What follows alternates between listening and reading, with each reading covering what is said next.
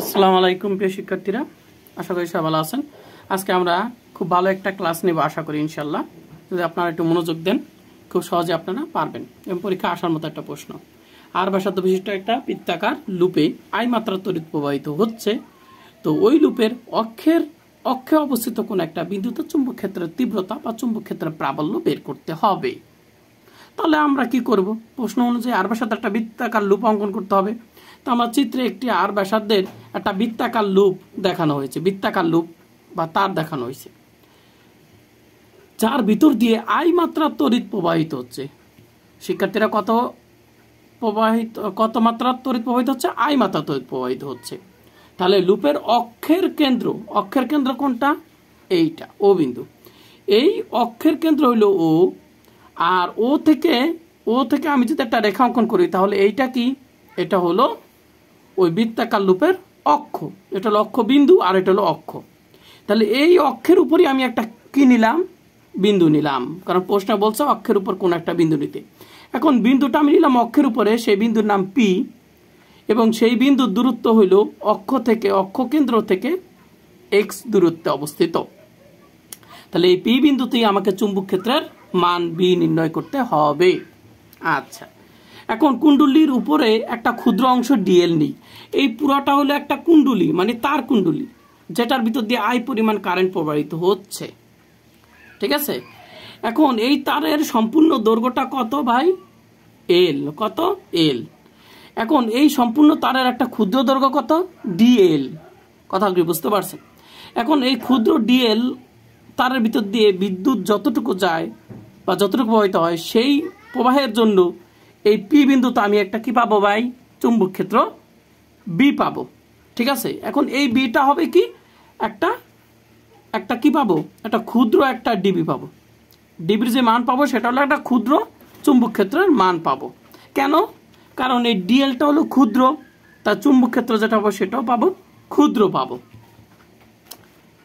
তাহলে আমরা এখানে লিখেছি যে কুণ্ডলীর উপরে একটা ক্ষুদ্র অংশ ডিএল বিবেচনা করি এবং ডিএল হতে পি বিন্দুর দূরত্ব আমরা আর নিলাম।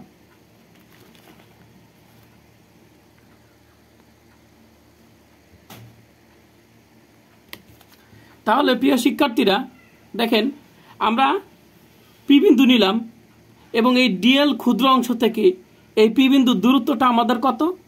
আর। এখন এই আর এর ভ্যালুটা এটা আসলো কোথা থেকে? এটা হলো এই যে সমকোণী ত্রিভুজের অতিভুজ হইল কত? আর। আর অতিভুজ সমান সমান জানি রুট ওভার ভূমি স্কয়ার যোগ লম্ব স্কয়ার, অথবা কেউ যদি এক্স স্কয়ার আগে লেখেন, মানে লম্বটা আগে লেখেন আর ভূমিটা পরে লেখেন, আর স্কয়ার পরে লেখেন, তাও কোনো সমস্যা নাই।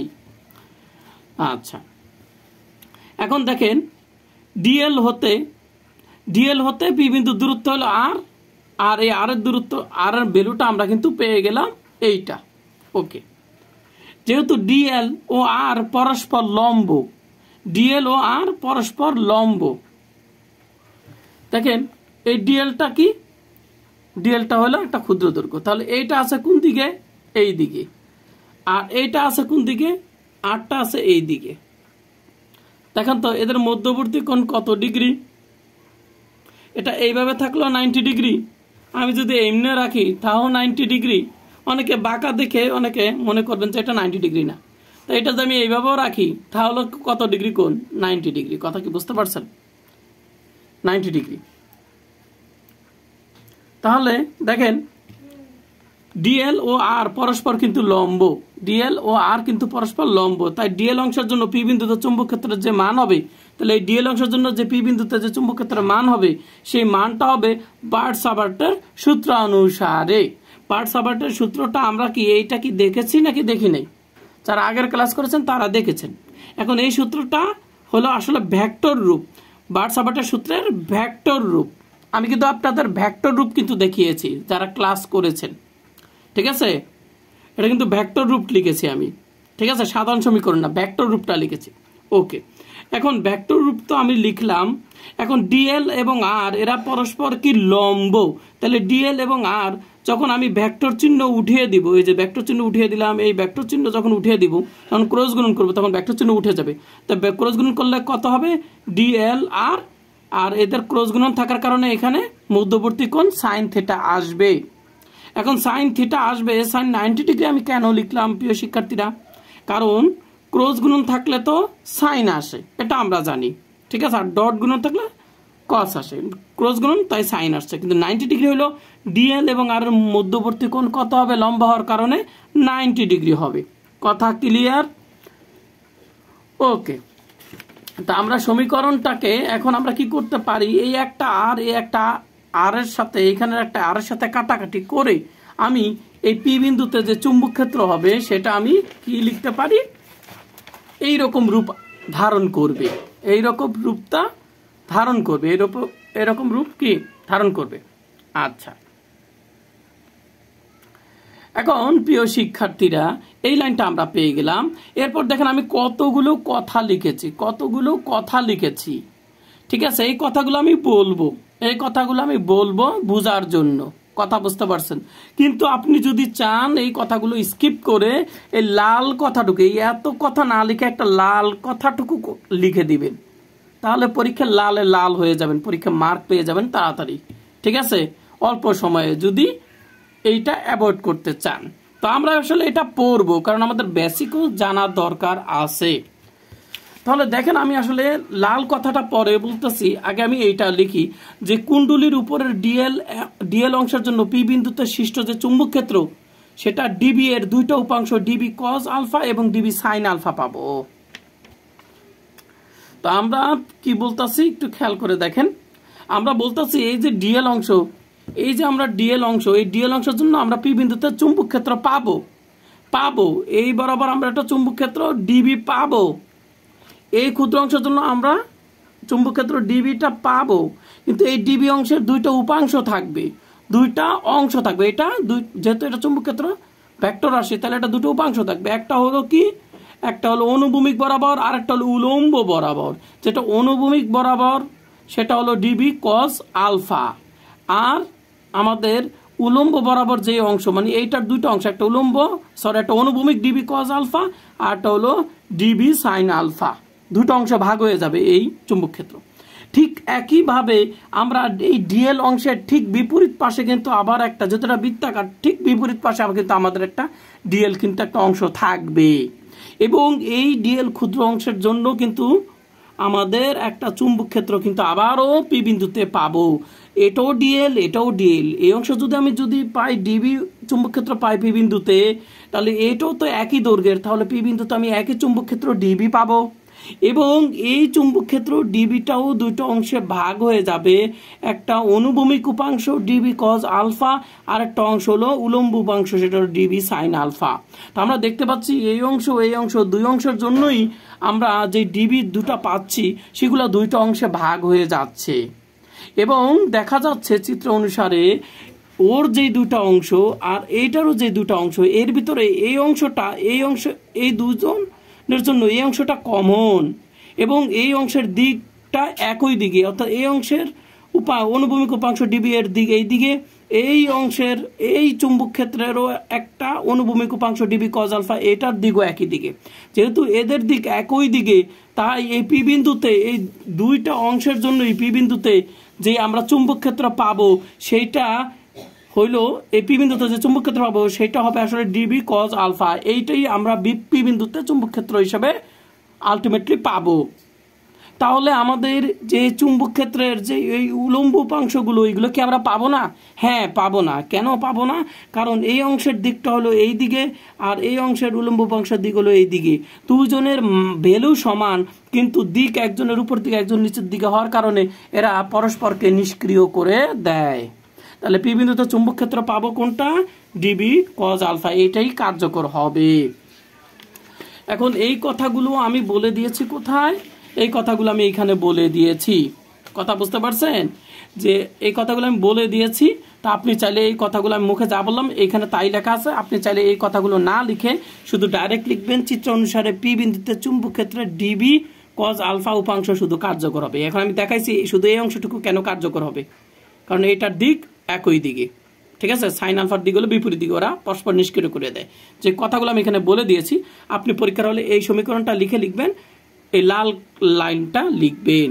লেখার পর আপনি চলে যাবেন এই লাল লাইনের তীর চিহ্ন এখানে চলবে লিখবেন, তাহলে পি বিন্দুতে মোট চুম্বক ক্ষেত্রের মান হবে, যেহেতু এখানে মোট চুম্বক ক্ষেত্র তাহলে আমরা এখানে বি লিখব, মোট চুম্বক ক্ষেত্র হবে বি। ঠিক আছে, এই মোট চুম্বক ক্ষেত্র হবে কি, এই মোট চুম্বক ক্ষেত্র আমরা কখন পাবো, আমরা এরকম ডিবি অংশ ডিবি কজ আলফা যেটা কার্যকর হবে সেটাকে যদি আমি ইন্টিগ্রেশন করি, যোগজীকরণ করি, তাহলে এরকম ক্ষুদ্র ক্ষুদ্র অংশের জন্য আমি এইটা পেয়েছি কোন অংশের জন্য ভাই, ডিএল অংশের জন্য। এখন তারটা তো হলো অনেক বড়, তারটা কিন্তু অনেক বড়, এল পরিমাণ বড়, ঠিক না? তাহলে এইটা পেয়েছি আমরা ডিএল অংশের জন্য, ডিএল ক্ষুদ্র অংশের জন্য আমরা পেয়েছি। ঠিক আছে, তাহলে আমরা যদি এল অংশের জন্য সম্পূর্ণ তারের জন্য যদি আমি চুম্বক ক্ষেত্র নির্ণয় করতে চাই, এইটা পেয়েছি আমরা ডিএল ক্ষুদ্র অংশের জন্য। তাহলে সম্পূর্ণ তারের জন্য যদি আমি এল দৈর্ঘ্যের সম্পূর্ণ তারের জন্য আমি যে চুম্বক ক্ষেত্র বের করতে চাই, তাহলে এরকম ডিএল অংশের জন্য যতটুকু চুম্বক ক্ষেত্র পেয়েছি এটাকে ইন্টিগ্রেশন বা সমাকলন করতে হবে। তাহলে আমি ডিবি কজ আলফা, ডিবির ভ্যালুটা কত, ডিবির ভ্যালুটা হলো আমার এইটা দিলাম আমি বসিয়ে, আর কজ আলফা কিন্তু এইখানে, কজ আলফা কিন্তু এইখানে, এটা সমীকরণ নাম্বার 2 এবং এটা হলো মোট চুম্বক ক্ষেত্র। এখন মোট চুম্বক ক্ষেত্র বের করতে গেলে দেখা যাচ্ছে আমার এইটার ভ্যালু নেই, এটার ভ্যালু নেই, এটার ভ্যালু আমাকে বের করতে হবে। তাহলে কস থিটা, আলফাটা কিন্তু একটা কোণ থিটা, তাহলে কস আলফা সমান সমান হলো আর ডিভাইডেড আর, আর ডিভাইডেড। এখন কস থিটার সূত্র কি, কস থিটার সূত্রটা কি আপনারা জানেন, কাকার ভুঁড়ি লম্বা, কাকার ভুঁড়ি লম্বা ভূমি বাই, কাকার ভুঁড়ি লম্বা বলতেছি, কাকার না কস থিটা, কস থিটার সূত্রটা হলো কি, হ্যাঁ কবরে ভূত অনেক, তাহলে কবরে ভূত অনেক, তাহলে ভূমি বাই অতিভুজ, ভূমি বাই অত কাকার, এটা হলো কি কষ্ট হলো কবরে ভূত অনেক, এটা আমরা ছোটবেলায় মুখস্থ করেছি টেকনিক দেওয়া। তাহলে কবরে ভূত অনেক মানে ভূমি বাই অতিভুজ, কষ্টটা হলো ভূমি বাই অতিভুজ। তাহলে আমাদের ভূমিটা কত, ভূমিটা আমরা যদি চিত্রে যাই, ভূমিটা এটা কিন্তু আমাদের আলফা কোণ, এটা কিন্তু আমাদের আলফা কোণ। ঠিক আছে, এই যে এই আলফা কোণটাই এখানে লিখছি, তাহলে এটা হলো আমাদের কি ভূমি, আর এটা হলো আমাদের অতিভুজ। ঠিক আছে, এক্সট্রা, তাহলে আমি এখানে লিখে দিয়েছি ভূমি বাই অতিভুজ লিখে দিয়েছি। ও সরি, অতিভুজ তো এইটা না, অতিভুজ তো আমার এইটা, এটা হলো ভূমি আর এটা হলো আমাদের অতিভুজ। ঠিক আছে, তাহলে আমি ভূমি বাই অতিভুজ এখানে লিখে দিয়েছি। আর আর এর ভ্যালুটা কত, চিত্রে আমরা দেখেছি আর এর ভ্যালুটা হলো আমাদের এইটা, আর এর ভ্যালুটা হলো আমার কোনটা, এইটা, এটা চিত্র থেকে কিন্তু বসাইছি। ঠিক আছে, আর এর ভ্যালু। আচ্ছা, তাহলে আমরা পেয়ে গেলাম কিসের মান, প্রিয় শিক্ষার্থীরা, কজ আলফার মানটা কি পেয়ে গেছি। এই কজ আলফার মানটা আমি কি টুপ করে এখানে একটু বসিয়ে দিই, বসিয়ে দিলে আমাদের কি হবে, বসিয়ে দিলাম আমরা এইখানে, কথা কি বুঝতে পারছেন, এখানে আমরা কি করলাম বসিয়ে দিলাম। তো বসানোর একটু আপনার প্রসেসটা একটু দেখিয়ে দিই, নাহলে আবার বুঝবেন না। এখানে mu not I 4 pi, mu not I 4 পাই, এই যে মিউ নট আই 4 পাই। ঠিক আছে, ওকে। এরপর আছে কত ডেল এল, ডেল এল। ঠিক আছে, আর স্কোয়ার, এখানে আছে কত আর স্কোয়ার, তা আর স্কোয়ারের মান কত, এই জায়গায় আমি আর এর মান কত বসাইছি, এইটা বসাইছি না, তাহলে আর স্কোয়ার মানে কত, তাহলে এই রুটটা বাদ চলে যাবে, তাহলে আর স্কোয়ার মানে হলো রুট ছাড়া এই ভিতরের মানটুকু, যেটা আমি দেখেন এখানে বসিয়ে দিয়েছি। এরপর দেখেন এই কজ আলফার মান, কজ আলফার মান পেয়েছি আমরা কোনটুকু, এইটুকু, এইটুকু পেয়েছি, তাহলে এইটুকু আমরা এখানে বসিয়ে দিব। তাহলে দেখেন এখানে আমি বসিয়ে দিলাম, শুধু রুটটাকে আমি না লিখে রুটের পাওয়ার হাফ লিখে দিয়েছি। ঠিক আছে, এরপরে দেখেন প্রিয় শিক্ষার্থীরা কি করলাম, এরপর আমি এই ইন্টিগ্রেশনটাকে আমি শুধু এই ডিএল অংশের সাথে নিয়ে গেলাম, কারণ এই ডিএল ব্যতীত বাকি যত মান আছে সবই হলো ধ্রুবক, মানে ফিক্সড মান, এগুলা পরিবর্তনশীল নয়, পরিবর্তনশীল শুধু ডিএল, মানে দৈর্ঘ্যটা পরিবর্তনশীল, এজন্য ডিএল কে ইন্টিগ্রেশন হবে। আর এইখানে আমি কি করলাম প্রিয় শিক্ষার্থীরা, এখানে আমি মিউ নট আই 4 পাই, এই হলো আমাদের আর এই দুটো আমি যোগ করি তো দেখি তো এটার পাওয়ার কত বলেন তো, এটার পাওয়ার আছে মনে মনে 1, এটার পাওয়ার আছে হাফ, তাহলে আমি যদি ব্যাস কমন নিই তাহলে উপরের পাওয়ার এই পাওয়ার কি হবে, এই পাওয়ার এই পাওয়ার যোগ হবে, যোগ করলে কত হবে, লসাগু করলে 1 আর হাফ লসাগু করলে 3/2 হবে। আর ডিএল তো আমার ইন্টিগ্রেশন এইটা, এখন এটা আমার যা আছে কিন্তু তাই রয়েছে, আশা করি বুঝতে পারছেন। আর এইটাকে আমার কি লেখা যায়, ডিএল কে আমি ইন্টিগ্রেশন করব, ডিএলটা আমাদের কি, ডিএলটা আসলে কি একটু দেখি তো, ডিএল হইল আসলে এই যে বৃত্তের একটা ক্ষুদ্র একটা দৈর্ঘ্য, তাহলে এরকম ডিএল ডিএল ডিএল ডিএল যোগ করলে আমি এই বৃত্তের কি পাবো, পরিধি পাবো, বৃত্তের পরিধি পাবো। তাহলে বৃত্তের যেহেতু ব্যাসার্ধ আর, তাহলে পরিধি কত ভাই, পরিধি হইল 2 পাই আর, ঠিক আছে, তাহলে ডিএল কে আমি সমাকলন করলে মানে যোগজীকরণ করলে আমি পাবো পরিধি। পরিধি তাহলে 2 পাই আর আমি লিখে দিলাম। এখন এই 2 পাই এর সাথে যদি আমি এটা কাটি তাহলে কি হয়, তাহলে এখানে শুধু 2 থাকে। কথা কি ক্লিয়ার? আচ্ছা, এরপরে দেখেন কুণ্ডলীর পাক সংখ্যা যদি n হয় তাহলে আমি এখানে কটা কুণ্ডলী দিয়েছি, এখানে একটা লুপ দেখাইছি, একটা লুপ মানে একটা কুণ্ডলী দেখাইছি। এরকম অনেকগুলো কুণ্ডলী থাকতে পারে এবং সবগুলো কুণ্ডলীর জন্য কিন্তু এই পি বিন্দুতে চুম্বক ক্ষেত্র তৈরি হবে। তাহলে কুণ্ডলী যদি অনেকগুলো হয়, n সংখ্যক হয়, তাহলে একটা কুণ্ডলীর জন্য এতটুকু পাই। তাহলে আমার n সংখ্যক কুণ্ডলীর জন্য আমি কতগুলো পাবো? তাহলে এইটাকে যদি আমি n দ্বারা গুণ করি, তাহলে আমি n সংখ্যক কুণ্ডলীর জন্য চুম্বক ক্ষেত্র পেয়ে যাব। কথা ক্লিয়ার? এবার আসেন এক্স এর মান যদি এক্স এর ভ্যালুটা মানে একটা বিশেষ অবস্থায়, অর্থাৎ এক্স এর ভ্যালুটা যদি আর এর থেকে অনেক বড় হয়, এক্সটা যদি আর এর থেকে অনেক বড় হয়, তাহলে আর স্কয়ার এক্স স্কয়ারকে আমরা এক্স স্কয়ার লিখতে পারি। কারণ আরটা অনেক ছোট, আরটা যদি অনেক ছোট হয়, যে আর যদি অনেক ছোট হয়, এক্স যদি অনেক বড় হয়, তাহলে কি হবে? তাহলে আরটা এত বড় রাশি হবে সেটার তুলনায়, সরি, এক্সটা এত বড় হবে যেটা আর এর তুলনায় আরটা নিজে হবে অনেক ছোট, আরটা অনেক ছোট হবে, এক্সটা হবে অনেক বড়। তাহলে একটা বড় সংখ্যা হলো এক্স স্কোয়ার, আবার স্কোয়ার আছে কিন্তু এটা অনেক বড় হবে। কথা বুঝতে পারছেন? আর আরটা কিন্তু অনেক ছোট, আরটা কিন্তু এমনিতেই এক্সের থেকে ছোট। আবার ছোট রাশির বর্গ করলে কিন্তু সেটা আরো ছোট হয়ে যায়। যেমন আমি যদি বলি ভাই যে 0.1, ঠিক আছে, সাধারণত বর্গ করলে রাশির মান বড় হয়, কিন্তু দশমিকের মান, ক্ষুদ্র সংখ্যার মান বর্গ করলে কিন্তু আরো ছোট হয়। আমি এটা যদি আমি বর্গ করি দেখবেন কি 0.001 চলে আসছে, সরি 0.01 আসছে। ঠিক আছে, আপনারা সাধারণত জানেন যে বর্গ করলে রাশি বড় হয়, কিন্তু ক্ষুদ্রতম সংখ্যার বর্গ করলে কিন্তু আরো ছোট হয়ে যায়। তাহলে বুঝতে পারছেন, আর এমনি ক্ষুদ্র এক্স এর থেকে, এটাকে যদি আরো বর্গ করি তাহলে এই ভ্যালুটা আরো ছোট হবে। আর এক্স হলো একটা বড় রাশি, এটাকে বর্গ করলে কিন্তু এটা আরো বড় হবে। তাহলে একটা বড় রাশির কাছে আর কিন্তু কিচ্ছুই না। তাহলে আরটাকে আমরা জিরো ধরতে পারি, অনেকটা জিরো, ওর কাছে এটা জিরোর মতন, পান্তাবাতের মতন। তাহলে এইখানে আলটিমেটলি 0 স্কয়ার যোগ এক্স স্কয়ার বললে আমরা কিন্তু এক্স স্কয়ারই পাবো। তাহলে আমরা এইটুকুর ভ্যালু আমরা কি লিখতে পারি? এইটুকুর ভ্যালু আমরা এক্স স্কয়ার লিখতে পারি। কি লিখতে পারি? X square. এখন স্কয়ার যদি সম্পূর্ণটা যদি স্কয়ার হয়, এক্স স্কয়ার হয়, তাহলে এই 2 আর এই 2 কাটা দিলে থাকলে এক্স কিউব থাকে। কথা কি বুঝতে পারছেন?